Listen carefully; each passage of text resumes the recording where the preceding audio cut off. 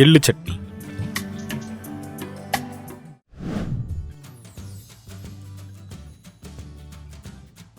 ஒரு கடாயில் அரை கப்பு எள்ளை போட்டு வறுத்து எடுத்துக்கணும்.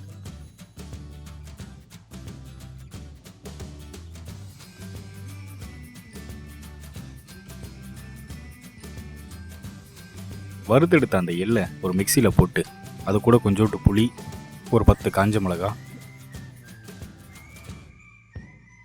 துருவின தேங்காய் ஒரு 3 டீஸ்பூன், ஒரு பல் பூண்டு, கொஞ்சம் கருவேப்பிலை, தேவையான அளவு உப்பு, தண்ணி ஊற்றி அரைச்சி எடுத்துக்கணும்.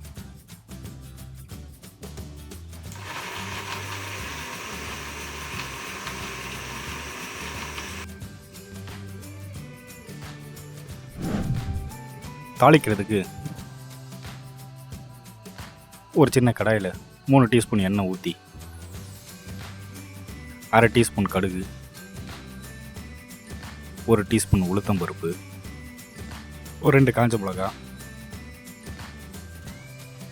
கொஞ்சோண்டு கருவேப்பிலை,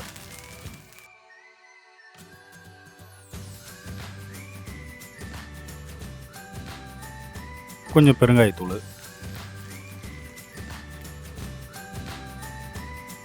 நம்ம ஏற்கனவே அரைச்சி வச்சிருந்த அந்த எள்ளு சட்னி மேலே ஊற்றினா சுவையான எள்ளு சட்னி தயார்.